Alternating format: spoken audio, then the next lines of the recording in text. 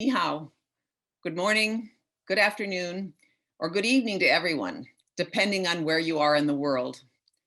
My name is Wendy Paulson, and I'm delighted to welcome you to the launch of Saving a Flyway, a video that celebrates the extraordinary migration of millions of shorebirds along what is known as the East Asian-Australasian Flyway, and documents the transformation in policy that has taken place over the last few years in the heart of the Flyway, the Yellow Sea. First, I'd like to say a few words about the format of today's discussion. After my introductory remarks and the premiere of Saving a Flyway, we will hear from a distinguished panel of speakers who will provide unique perspectives on what this turnaround means. At that point, we will have time for some questions from the audience. Please submit questions via the Q&A box on your Zoom screen. Okay, so to set the scene, shorebirds and their migration are surely one of the natural wonders of the world. They make the most mind-boggling round trips from their Arctic breeding grounds to non-breeding grounds as far away as Australia and New Zealand. They have no weather channel, no GPS, and no passport or visa, and yet they make these journeys with unerring accuracy year after year. They've been doing it for eons. For fuel on the way, they rely on rich intertidal mudflats. In the case of the East Asian-Australasian Flyway, that means the Yellow Sea. Just a few years ago, such was the pace and scale of coastal wetland reclamation along the Yellow Sea coast and the resulting catastrophic declines in the populations of many shorebird species that scientists feared the Yellow Sea region would become an epicenter of extinction. However, in 2018, something changed.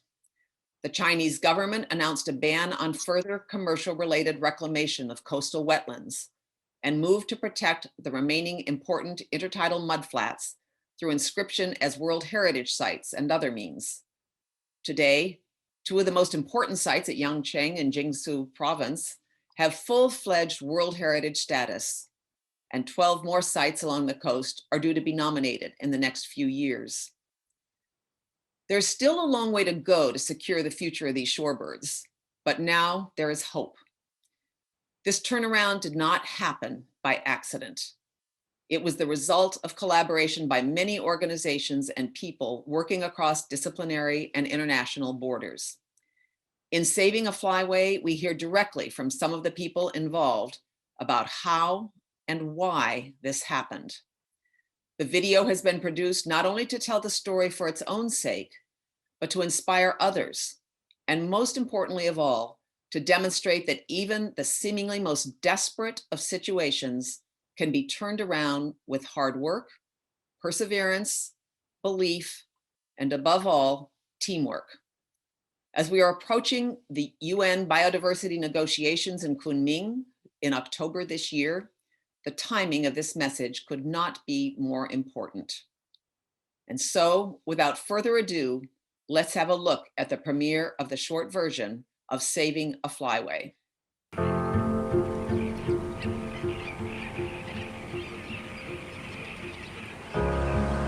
Shorebirds are very specialized animals that rely on habitats in different parts of the world. And they have to make this commute. And the commute in the East Asian-Australasian Flyway relies on what happens in the Yellow Sea area.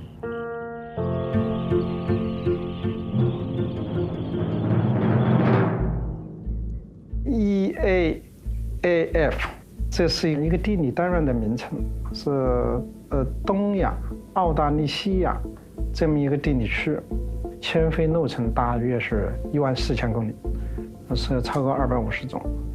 它每年是5000多万只的水鸟在这条路线上迁飞，所以它所代表的是地理区域上的候鸟的高速公路。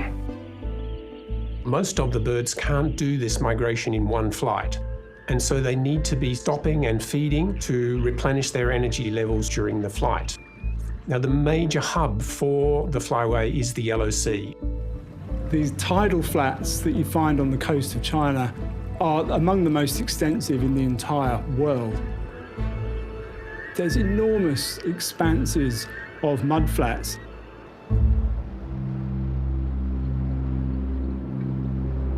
在过去的50年之间，其实是有数据显示，可能中国黄海地区消失了70%或更多一点的沿海滩涂。整个千飞路线上的物种濒危的比例越来越高。如果我们不采取措施不采取强有力的措施有一系列的物种可能就在近期会走向灭绝。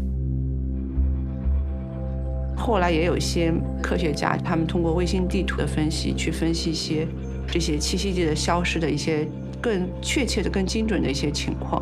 所以当时我们也是看过一些他们的报道，然后也是发现，可能我们所在沿海看到的这些鸟类的数量的变化，和这些栖息地的变化可能是有一些关系的。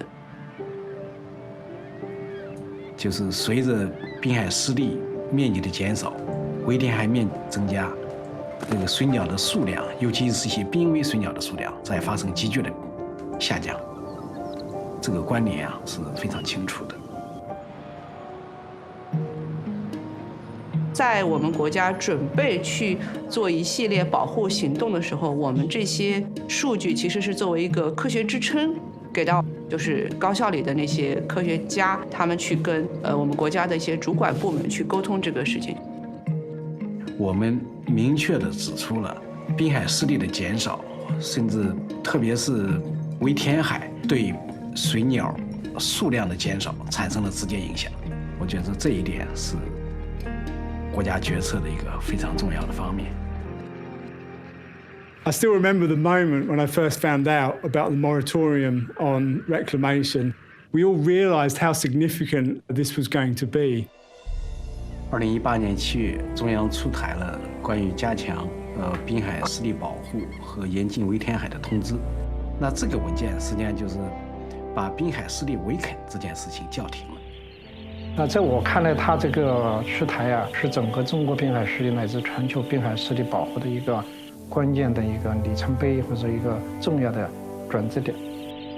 Now we can document and talk about recovery of things that are very, very positive for the world and also for China, of course. 在中央政策的这个政策环境之下，像滨海湿地，尤其类似盐城被列入世界自然遗产名录，是一个大好消息，大家都非常受鼓舞。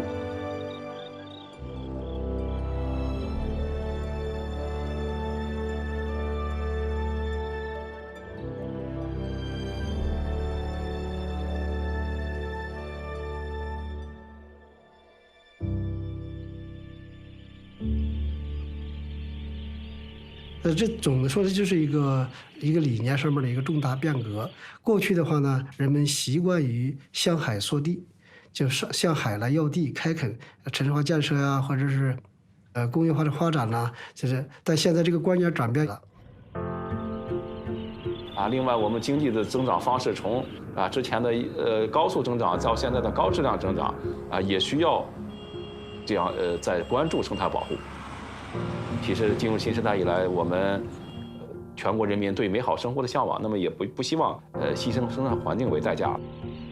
这些栖息地是迁徙水鸟不可缺少的生活空间，它是重要的国际资源important international resources。它不仅仅是你中国的或者说韩国的，它是世界的。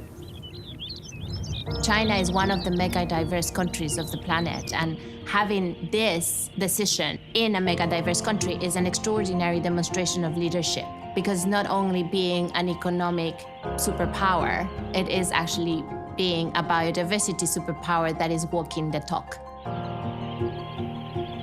Just as the need to prevent the extinction of many species of migratory shorebirds no doubt was a major factor in China's decision to protect its coastal wetlands, I believe that the growing love of birds globally is going to be a major impetus for countries around the world to move to protect their habitats, which are so essential to the survival of birds.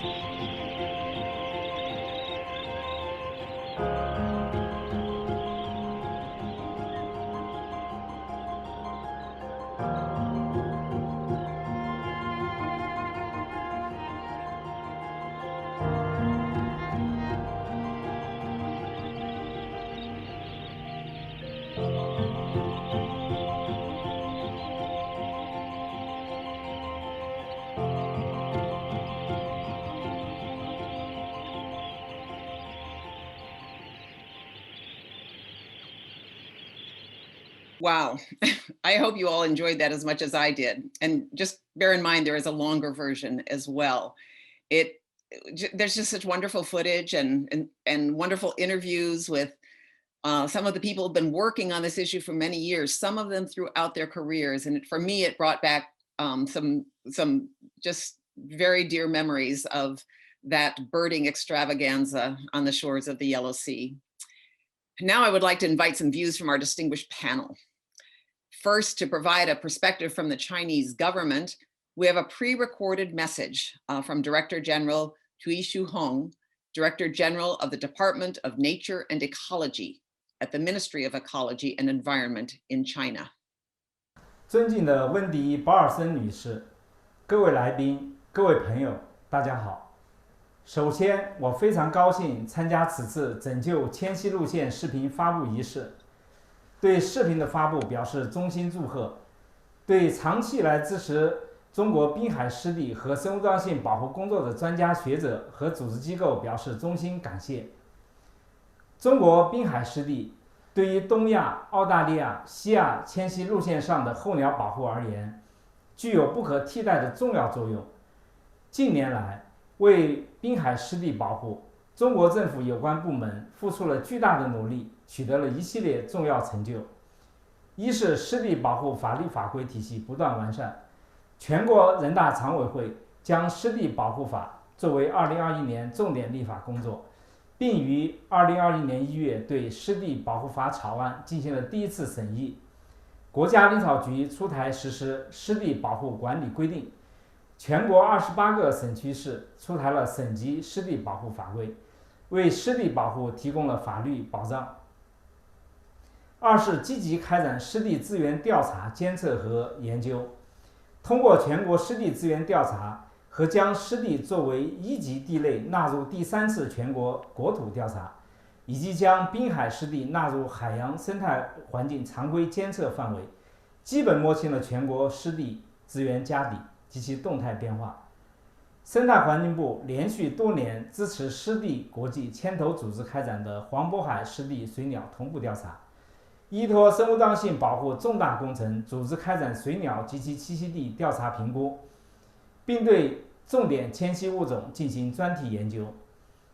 三是初步建立全国湿地就地保护体系，截止2020年底，全国已有国际重要湿地64处，国家重要湿地29处，湿地自然保护区602处，以及数量众多的湿地公园、湿地保护小区等，全国湿地保护率达50%以上。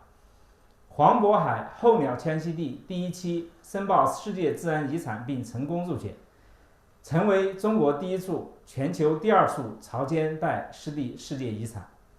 四是严格管控围填海活动，国务院出台关于加强滨海湿地保护、严格管控围填海的通知，其规定除国家重大战略项目外，全面停止新增围填海项目审批。国家海洋局采取史上最严围填海管控措施，依托中央生态环境保护督察、围填海专项督察、绿盾自然保护地强化监督等，严厉打击非法围填海活动。全国围填海总量下降趋势明显，违法填海数量锐减。五是滨海湿地保护修复成效显著。2016年以来，中央财政投入专项资金支持开展蓝色海湾整治行动，扎实推进红树林保护修复，项目区近岸海域和滨海湿地生态环境质量显著改善。今年将在中国举办联合国生物多样性公约缔约方大会第15次会议。本次会议的主题是生态文明共建地球生命共同体，将制定2020后全球生物多样性框架。中国滨海湿地和生物多样性保护的成功经验，无疑对大会的召开具有典型的示范意义，为减缓全球生物多样性丧失贡献了智慧。视频的发布将会成为东亚、澳大利亚、西亚迁徙路线，成为增进各国民众相互了解、促进国际合作、共建人类命运共同体的重要纽带。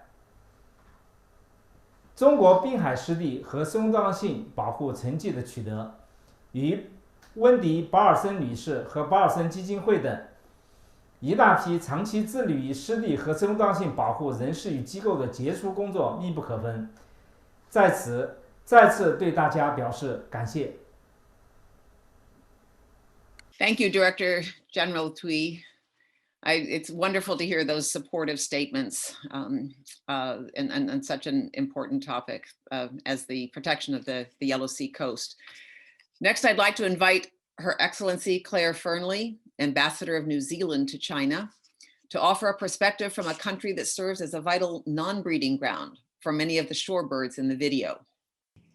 Thank you, Wendy. Tēnā koutou, tēnā koutou, tēnā koutou katoa, 大家好。我今天非常开心有这个机会来参加 Paulson Institute 安排的那个活动。What a pleasure to take part today. I'm both chastened and inspired by the video we've just seen and also very welcoming of the comments that we've had from Cui Sijang, from Director General Cui. The video brought to mind for us both the things to celebrate and how much that's been achieved in a short space of time since 2018, and what lies ahead, and the need for continued and urgent action with regard to the ecosystems all the way along the East Asia-Australasian Flyway. So thanks again to Paulson Institute for helping make this happen today and being the convener of this discussion. Two of the species that are on the Flyway are particularly dear to New Zealand hearts, the Godwit and the red knot. The Godwit has this incredible triangular migration. It breeds, of course, in Alaska, then has 11,000 flight without stopping. There's a little bird, E7, who was tagged and flew 11,500 kilometers without stopping from Alaska down to New Zealand.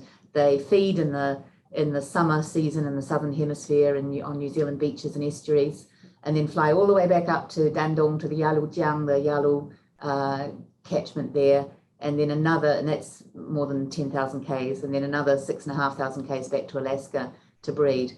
They're heroic little birds, and they've captured the imagination of the New Zealand public. Similarly, the red knots have a similar journey, and we also have other migratory species that are part of the East Asian Flyway.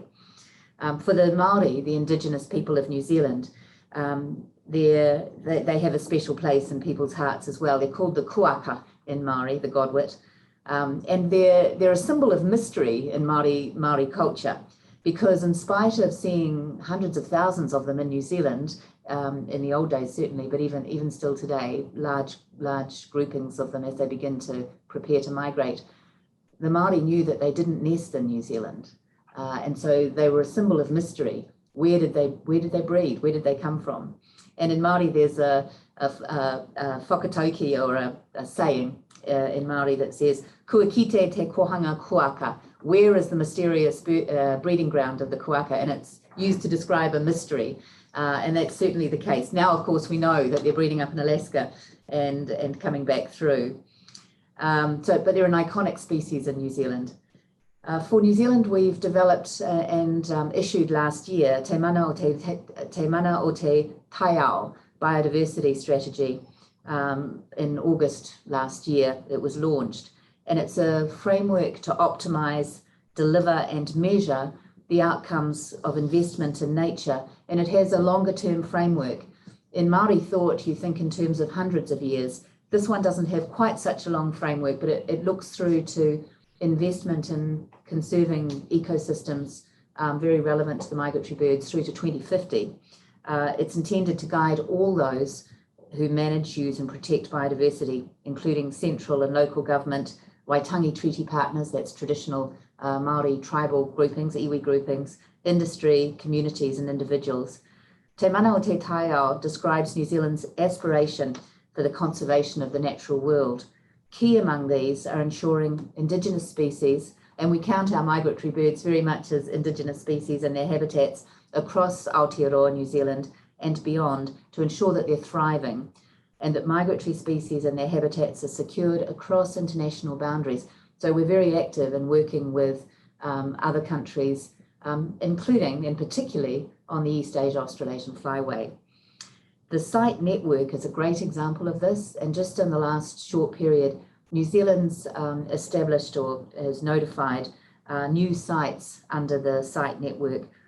We've added to the list of recognised flyway sites by nominating the Avon Heathcote Ihutai, an estuarine area, and also Awaro Bay New River Estuary to the network list. And I grew up living less than a mile from the Avon Heathcote Ihutai area, and played in the estuary, on the estuary, boated on the estuary, and saw the birds gathering in the autumn to fly as well. They're very dear to my own heart. The Flyway, with its array of countries and many bird species, represents an extraordinary feat of international cooperation. And we celebrate that, and we celebrate the announcements that have been made by China over the last 3 years in particular, but our efforts really do have to continue. New Zealand and China have a shared heritage through the Godwits, the red knots, and some other species. Their journeys bind us together in ways that extend across the generations and beyond borders. Of the Firth of Thames in the North Island of New Zealand, or in the Yalujiang near Dandong, wherever the Godwits travel, they reinforce the message that we have this shared heritage and mutual ongoing story. Ensuring the Godwits' future and the other species will need China and New Zealand to work together, and we know that no country can do this alone. We want to work together to protect habitats at home and overseas, and ensure that they're healthy and are still healthy over future generations. I was very lucky to go both to the Bohai Sea to see the spring migration a while back, pre-COVID, but just in the last few weeks I was in Dandong, talking with the Dandong government and going out to the Yalujiang protection area. And we had some very meaningful conversations, and we're very keen to continue those conversations on.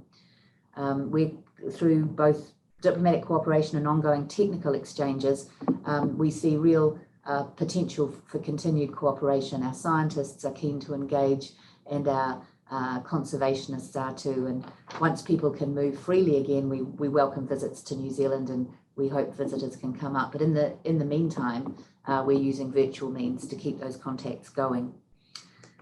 China's project to nominate 14 sites around the shores of the Yellow Sea for inscription on the World Heritage List is a key project which New Zealand enthusiastically supports. Under the Biodiversity Convention, New Zealand looks forward to continuing to work with parties toward an ambitious post-2020 global biodiversity framework that's commensurate to the challenges that face global diversity. And we're looking forward to see that adopted in Kunming at COP15 in October. We also look forward to working together to improve conservation status of these remarkable migratory shorebirds. In Aotearoa, New Zealand, we have another saying, and again it's from the Māori language, e hara taku toa I te toa takitahi, engari he toa takatini. Our strength is not as one alone, our strength is collective. And I think when it comes to protecting, preserving the East Asia-Australasia Flyway, that's certainly the case. Kia ora, and thank you for your time. Kia ora. Thanks so much, Ambassador Fernley. I love the fact that you described that triangular epic journey of the bar-tailed godwit, which I've also seen on in the Bohai Sea, and just hearing your perspective from the southern terminus of their incredible flights. I hope someday to be one of the people that visits New Zealand in one of your new protected areas to see the bar-tailed godwits there.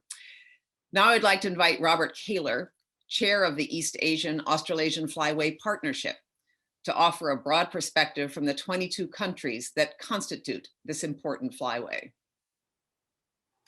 Good morning, good afternoon, and good evening. I'm Rob Kaler, chair of the East Asian-Australasian Flyway Partnership, or EAAFP. It's an honor to join this webinar and enjoyed this movie about the Yellow Sea, one of the greatest conservation priorities for the East Asian waterbirds. And thanks so much to the Paulson Institute and Cornell Lab of Ornithology for taking this inspiring success story and making this great film. As we saw, the Yellow Sea is the heart of the migration route of millions of water birds in our East Asian Australasian Flyway. And the Flyway covers 22 countries, from Russia and Alaska, where I am right now, to Australia and New Zealand. For the Flyway, the Yellow Sea is not only a matter of 3 countries located in the region, but as Professor Lei said in the video, it's a valuable international resource for all of us. Around 70% of the intertidal mudflats in the Yellow Sea have been lost since 1970, and coastal natural resources and populations of some migratory water birds, such as the critically endangered spoon-billed sandpiper, have declined sharply. And this requires collaboration and cooperation to protect the region and the Flyway. International cooperation is crucial to conserve and safeguard these valuable resources. And the EAAFP was established in 2006 with this goal: to conserve the migratory water birds, their habitats, and the livelihoods of the people who depend on them. And it's really this last part that resonates with me, the livelihoods of the people who depend on them, the ones that are going to protect them. The EAFP now has 39 partners, including 18 national government partners, 6 intergovernmental agencies, 13 international NGOs, 1 international organization, and 1 international private enterprise. In addition to these partners and an outstanding secretariat, we also have invaluable support from the conservationists, researchers, and experts contributing to the EAAFP working groups, the task forces, and the leadership committees. But sadly still, this is not enough, and we really must do better. We need to better coordinate our actions to maximize their impacts for the migratory water birds and their habitats. During the 2018 meeting of the partners, the 10th meeting of the partners for the East Asian Australasian Flyway, the partners adopted a 10-year strategic plan to help implement actions to safeguard our Flyway's migratory water birds and habitats. The plan guides our partners to promote the development of the Flyway site network, which is one of the EAAFP's great and growing conservation successes, now totaling 150 sites. And some of those important sites are included in the Yellow Sea, our Flyway network sites. The strategic plan also guides the partners to enhance the SEPA, the communications, education, participation, and awareness, to enhance research and monitoring activities, to build the capacity for effective habitat and water bird management, and develop Flyway-wide approaches to improve conservation status of migratory water birds. But a plan is just a document if it's not implemented.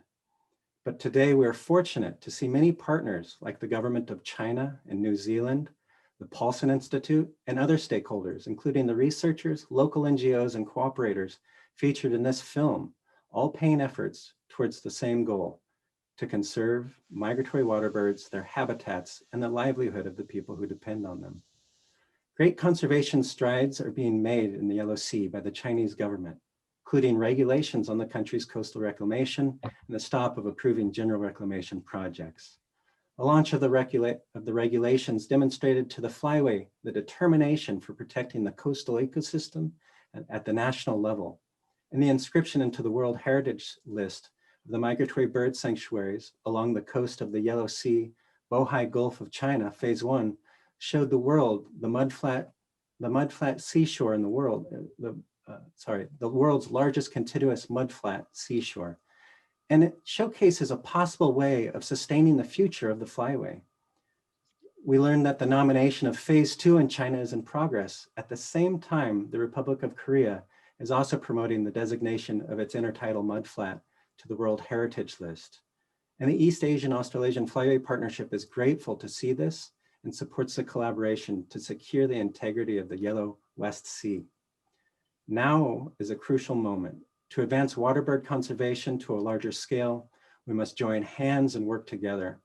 For example, next week, the 27th of May, a webinar which aims to develop a joint inventory of the status of migratory birds in the Yellow Sea will be hosted by the Working Group on the Conservation of West Yellow Sea, Intertidal and Associated Coastal Wetlands. The Working Group is led jointly by China, the Republic of Korea, and the Democratic People's Republic of Korea, with support from the IUCN, EAAFP, and Ramsar Regional Center, East Asia. Everyone is welcome to join this webinar. And in addition to webinars helping to coordinate these efforts, there are other mechanisms and projects that would enhance collaboration of conservation efforts in the Yellow Sea and the Flyway. The United Nations Development Program, the Global Environmental Facility, launched a new program just this month titled Strengthening the Protected Area Network of Migratory Bird Conservation along the East Asian-Australasian Flyway in China. Another example is the Asian Development Bank's Regional Flyway Initiative, which aims to develop a long-term program to protect and restore flyway wetland ecosystems and the services they provide. We need to mobilize our resources, exchange information and experience, build up capacity and knowledge from grassroots to decision-making levels, and work together for the conservation of migratory water birds and their habitats, which connect all of us. And if I may borrow from one of Terry Townsend's posts on birding Beijing, I quote, "I believe it is incumbent on us all to be ambassadors for these birds, to celebrate their lives and to do what we can to promote awareness about the incredible journeys." And so much thanks to the Paulson Institute and Cornell Lab of Ornithology for doing just that, and at the same time filling me with great optimism about the future of the Yellow Sea and the East Asian-Australasian Flyway and the water birds and the people that depend on it. Thanks. Thanks so much, Robert, and thanks for your leadership of this impressive and important partnership. I think everyone listening in is going to just appreciate, if they don't know already, just how knitted together countries and individuals and governments are in supporting these birds and habitats. Finally, I would like to invite good friend John Fitzpatrick, director of the Cornell Lab of Ornithology, to provide a perspective on what this Yellow Sea example means for him. Fitz? Thank you, Wendy. And good morning to our friends in Asia. Good evening to our friends on this side of the planet. This is a planetary story. And this event is celebrating the saving of a flyway as a signature moment is more important than simply celebrating a series of successes. It is a global example that I would like to think is the start of something that is genuinely even much larger in scale. But I first have to acknowledge that the signature act of leadership that the government of China has shown, beginning with the moratorium on coastal reclamation in 2018, that signature act of leadership is a huge bell that rings for countries all over the world about political will and about how we can bring together science and technology and cooperative conservation action. After all, as several of the previous speakers have underscored, this process has been a process of many, many different organizations, public and private, non-governmental, large and small, in coming together to create this, this signature act. But as the Director General pointed out in his remarks just a few minutes ago, it's clear that China is doing a great deal more than simply this one 2018 act of moratorium.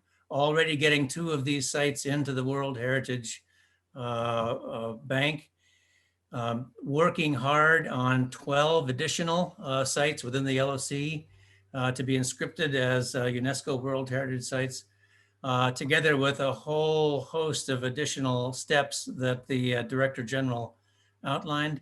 It's very, very clear that China means they're walking the walk of genuine conservation. And this is a testament to a very large number of people who have worked together to make this happen. I really appreciated Ambassador Fernley's remarks about from her perspective in the wintering zones down in New Zealand, a country I've had the privilege of visiting during the time that some of these shorebirds were there. Really exciting to view this process as a global one, not just a country by country one. These birds, after all, remind us of something truly fundamental. This planet is one big integrated system. And these birds that we're focusing on, in the case of the East Asian-Australasian flyway, we have about 60 or 70 species, 50 million or more individuals, 36 of which are globally threatened, working their way from the Arctic habitats where they breed through a maze of coastal habitats during their transitional periods, and finally spending a significant part of their annual cycle on wintering grounds in the coastal areas of Southeast Asia, Australia, and New Zealand. These are birds that are undergoing stresses at every part of their life cycle. And it was only a few years ago that some scientists, a few of which were actually featured in the film, made the startling discovery that some of these species actually were showing additional extreme mortality during the northward movement where the Yellow Sea has been so vital. So the finding, the discovery of the role, the signature biological role of the Yellow Sea played a huge part in the actions that led up to the storytelling that we were privileged to play a small role in, but also the moving of this information into the channels of government within China. It's extremely exciting to see that South Korea is joining in the action for additional protections in the Yellow Sea. I want to just point out one other thing, which is that the East Asian-Australasian flyway is just one of 9 major flyways that basically connect the poles of the Earth to one another. There are 22 countries in the East Asian-Australasian flyway. I took some time recently to actually count up the countries in the other 8 flyways. The smallest flyway, that is the narrowest and thinnest flyway, has 13 countries that these birds move through. Several of the larger flyways have between 40 and 60 countries that they're moving through between their Arctic breeding grounds and their southern latitude wintering grounds. In every one of these flyways, therefore, it is possible to see the kinds of successes that we are seeing examples of here, led by China, and highlighted here in the saving of the flyway. These are some of the highest profile, most charismatic birds on the planet. And my most important point is that they remind us about the unity of this planet and the fact that conservation is a global process and requires international leadership. So I want to extend personal admiration and thanks to the government of China for having dived into this process and established themselves as real, genuine world leaders in international conservation. And I look forward to seeing more such success stories as this example spreads across the other flyways of the world, where one of the most endangered and rapidly declining groups of birds in the world, these long distance migratory shorebirds, actually have a chance to reverse their trends and grace our lives, grace our springs and falls, grace our winter times in New Zealand and our summer times in the Arctic for millennia to come. Thank you very much.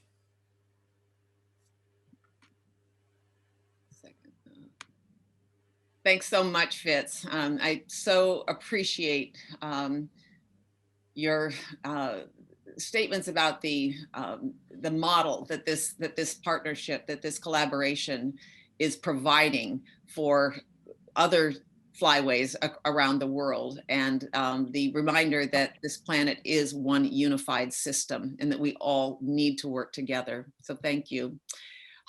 Before we begin the Q&A, I'm delighted to say that we've been joined by one of the stars of the video, Professor Yujubo from the Institute of Geographic Sciences and Natural Resources Research at the Chinese Academy of Sciences. Professor Yu, thank you so much for joining us. Could you please give us a brief summary of just how it felt for you to be at the center of this policy turnaround? Professor Yu. Thank you very much, Wendy. It's really nice to meet you, and congratulations to the release of the short video.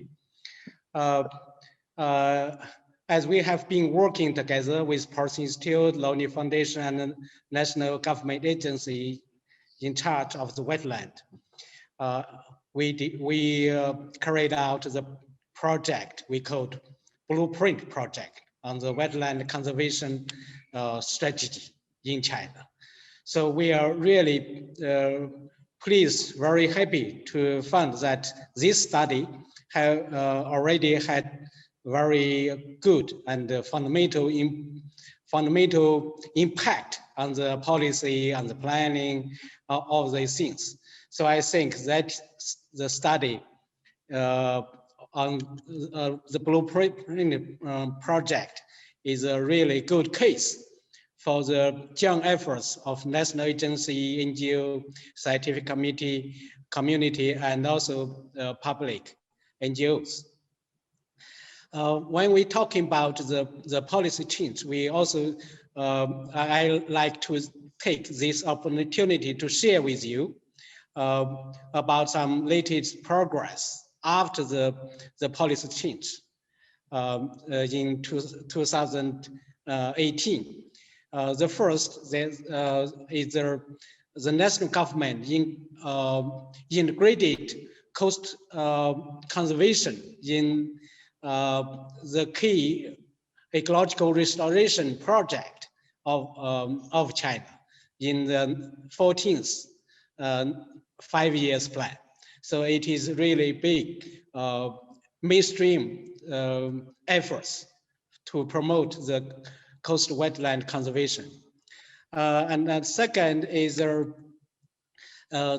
national government in charge of the wetland conservation, wetland management department of the NFGA, National Grassland Forest and Grassland Agency, and UNDP, United Nations Development Program, jointly launched the project that is the Flyway project of the global environmental facilities, that is CEF, with grants of $10 million and much more co-finance from national government. So the launch ceremony was on 11th May, so it is really good. And this project, we work on 4 demonstration sites, including the Liaohe estuary, Yellow River Delta, and the Yangtze River estuary. Another one is the Dasanbo in Yunnan province. So that would be a very good showcase for the joint efforts of international community and the national government to promote the conservation of the flyway. Also, some of the NGOs, including SEE Foundation, they have launched the project with grassroots NGOs to look after the habitat. So what I like to share with you that the flyway conservation is really important, and we need the joint efforts from the government, from the NGOs, from the scientific community, and general public or citizen scientists. In summary, love the birds, love the nature, and save the flyway. Thank you very much, Wendy. Thank you. Thank you so much, Professor Yu. And thanks for those updates of further progress. We just so appreciate all the work you've done in support of conservation over your career. And we wish you the best of success as you continue to promote protection of more sites along the Yellow Sea coast. So thanks again for taking the time to join us. Now we have a few minutes remaining for questions and answers. Please remember that you can submit your questions via the Q&A box in Zoom. And the communications team will select questions to put to the panel. But I did see one just a few minutes ago. Okay, from Richard. He would like to ask the speakers what they see as the most important next steps to build on this great initial success. How about, who would like to? Yeah, as the chair of the Flyway, yes, that's a great, hopefully there's not too much of an echo, but as I mentioned in my my sharing my thoughts, one of the crown jewels or high things that I think the East Asian Austral Flyway has accomplished are the Flyway network sites.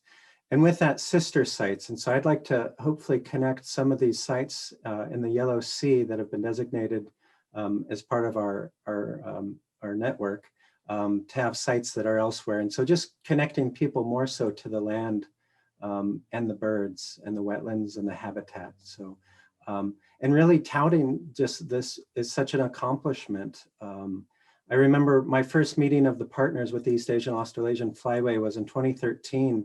It was hosted here in Anchorage. And I remember when the topic of the Yellow Sea came up for discussion, the Yellow Sea Task Force, there was kind of an awkward silence in the room. And really what I took away is kind of a sense of dire concern that we might not be able to actually accomplish much conservation in the Yellow Sea. So I think really touting the value of what the Chinese government has done, and that it really sets the bar and represents what can be done. And I would raise that here in Alaska, we have a lot of issues with a lack of sea ice, and that's carbon footprints and big things that are very hard to control. And so this is a great example of where humankind can change their behaviors and their attitude about the environment. So I think using this as a, as a way to tout the wonderful things that we can do if we organize. And thanks for the question, Richard. It's a great one. Anyone else like to chime in, or shall I go to another one? There's another that's it's somewhat related, and this is, what can members of the public do to help protect nature that is under threat locally? And kind of another version of that is, what is your message to someone who is working on a conservation issue somewhere in the world and feeling that the situation is hopeless? Never give up. Okay, good. My most important message at the end of my classes in conservation biology is that very message: never give up. We're not going to bring back things that are gone, but if they're not gone, they have an opportunity to recover. Birds, one of the things that birds tell us, and they've told us over and over again through the last century and a half, is that when we discover the problem and work to fix the problem, birds are incredibly resilient and able to bounce back. And what they are doing, of course, in the process is telling us as they do so that the ecosystem itself is returning to function. So there is no hopeless case until the last one is gone. There are plenty of actually examples of that. So for me, the most important message is these local efforts matter a lot. Global conservation is, among other things, a whole series of local efforts by local, passionate, committed people. And they really do add up. I might just hop in too and completely endorse what John said. You know, we've had experience where populations of birds have got down to 1 breeding pair, 2 breeding pairs, and we've been able to bring them back. I'm thinking in particular of the black robin in New Zealand that's been brought back from the absolute brink of extinction. But I think your questioner was actually asking when they were in a in a policy situation where it seemed hopeless. But I'd like to come back maybe and just mention something that Robert touched on. I'm very excited at the thought that you just raised, Robert, about connecting the sites in China and elsewhere with partner sites elsewhere on the East Asia Flyway. And I'll certainly take that back to my colleagues at home. I think there'll be an enthusiasm for that idea. So we're putting our hands up already.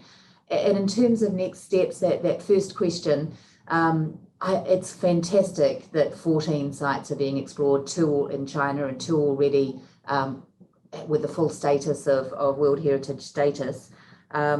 The thing I'd identify is helping local government within China, work through some of the challenges and concerns that they have about how they go about implementing this, consistent with the 3, I think, main objectives when the Flyway was set up, the East Asia Australasia Flyway was set up all those years ago.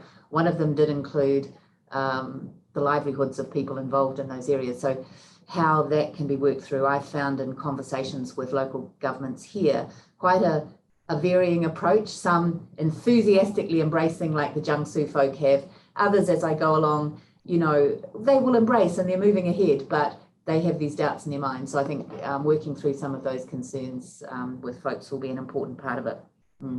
Kia ora. Great. We have one very straightforward question from Jim. Are there live feeds of the birds, which are geotagged on the internet? Fitz, this might be one for you all, since you all are masters of live feeds, but I'm not sure if you can follow a bar-tailed godwit.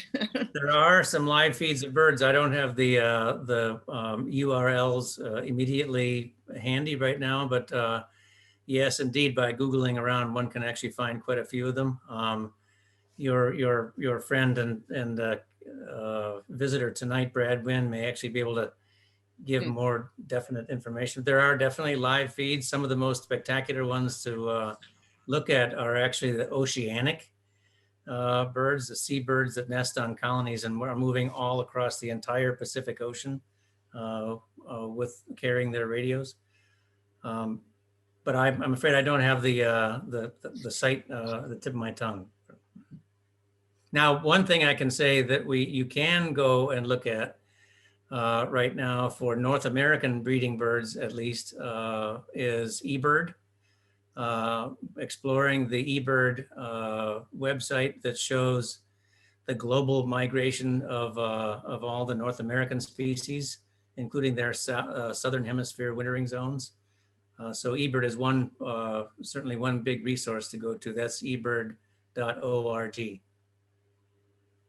Okay, and it's Kevin, a question from Kevin who says, thank you so much for sharing a hopeful story of international collaboration. How can we, everyday citizens, help or get involved? And I think that's a question that many people have who feel that this is maybe something beyond their scope of activity. How can they support initiatives like this?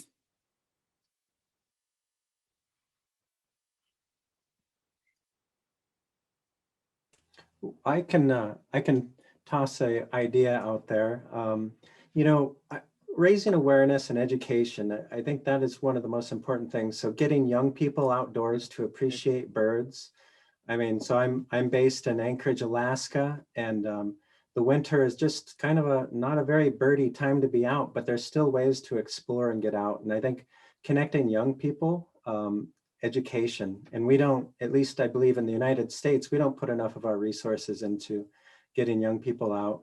And I know there's apps that you can use on your smartphone, and then there's the criticisms, well, we don't want our young people with their noses buried in smartphones, but until you can put a name on something, we often aren't rewarded with the knowledge that we're getting, and you have to do it over time. And so I think the main thing is to get outdoors and do what you can. And this is maybe not the same example, but when I go to the store, I try to reduce buying things in plastic. I try to think locally, what's going to go into my landfill? What can I recycle? And just reducing my footprint. And here in Alaska, that's really hard. Everything comes in. My organic banana is not organic by the time it gets to Anchorage, Alaska. So, be aware and don't give up. I think as Fitz said, we're all in this together, and it's small steps that I think will carry us, to the successful end. I couldn't agree with you more, Robert, on the point about young people too. And I'd just like to say that one of the people in the film, Jing Li, took me to 2 different schools, one in Rudong and one in, I forget the other place, I'm just totally blanking out. But I have never been so impressed with the way an entire school had embraced the spoon-billed sandpiper as its focus of study, especially of art, and the artistic renditions that the kids and the teachers did. And then they had field trips also. And I have no doubt that those children are going to be advocates and ambassadors, for these world travelers. So I think that I always say that that anybody can take out a child, whether it's their own child, whether it's a grandchild, a nephew, a niece, a neighbor's child, and just go into nature and just open your eyes and pay attention to what's happening, because as Claire said earlier, these are epic journeys. I mean, but there are things just as fascinating right outside your back door, and then you realize that this whole system, as Fitz described, is so incredibly complex and wonderful, and that we all have the privilege of living in this natural system, and the privilege, then the responsibility to care for it. Gosh, I think we're okay. I was going to say a couple of other things, just in answer to the one about the videos and stuff. So I don't know the word, but there are a number of, just check the Q&A, and maybe the host of this webinar could make that information available to others, because apparently there are the Global Flyway Network, Bartail Godwit's can be seen, and then Gary Alport from BirdLife has another place. So that's there. And I'm sorry, I interrupted. Ambassador Fernley. Reach into the New Zealand experience very briefly to say we're a bit obsessed with birds. We're basically a bird country. There was only a bat that was in New Zealand as the only mammal before humans arrived. So birds, lizards, fish, that's about it for us in terms of indigenous species. But at a national level, every year we have a national vote on our favourite indigenous bird. And it sounds like a bizarre thing, but people really get into it. I keep putting up the Godwit, and I haven't won in recent years, but one day we'll get the Godwit there. Our national media, on the news, on the hour, we have a bird song played at every news time. We have a bit of an obsession with birds, but I think that's also led to the sort of deep respect and connection that people have with our natural environment. So we're looking to continue to grow that. Thank you. And, I realize I'm falling down a little bit on my job as moderator and timekeeper because we're getting to the end. But before we close this launch event, I wanted to ask each of the panelists one final question. In one sentence, could you sum up what you take away from this video and this session? So let's go first to you, Ambassador Fernley. Sort of a combination of the two. Huge challenges ahead, but also some hope that we can actually address them and meet them and protect that heritage over centuries that John's referred to. Great. Next to Robert. Yeah, my one sentence would be, thank you for filling me with optimism. This is a wonderful film, and I think if we can turn a country like China, who's developing and trying to keep up with this economy and the world economy, I'm just filled with optimism for the flyway and for the water birds that reside in it. And finally, Fitz. This story is a major lesson for us in the remarkable power of storytelling. Humans are a story listening and storytelling species, and good, well-organized and well thought through stories told well make a huge difference for people around the planet, and that is going to only increase. Okay, well, thank you all. Those are great messages on which to end. The key message I take away is that anything is possible when people work together, and you've all given great examples of that. And as we come to the end of this session, it's important to recognize that there remains a lot of work to be done, both in the Yellow Sea and along the Flyway to secure the future of these incredible migratory shorebirds. However, this policy turnaround and the work set out in saving a flyway, in the Saving a Flyway video has given them a chance. That is something really remarkable and hopeful. So I'd like to thank all of our panelists today for sharing their insights, and to all of you who joined us online from around the world. Thanks as well to the Cornell Lab of Ornithology and the Flyway Partnership, our partners, for their outstanding work to produce Saving a Flyway, and to the media outlets, Taishin and Sinner, for streaming this event. Both the full 14-minute version and the shorter 7-minute version that we saw of the video are now available via the websites of the East Asian-Australasian Flyway Partnership and the Cornell Lab of Ornithology, as well as on the Paulson Institute's website and YouTube channel. And please share them widely. Many thanks for tuning in. I hope perhaps that our paths will cross in person someday on the shores of the Yellow Sea. Bye-bye. Kia ora.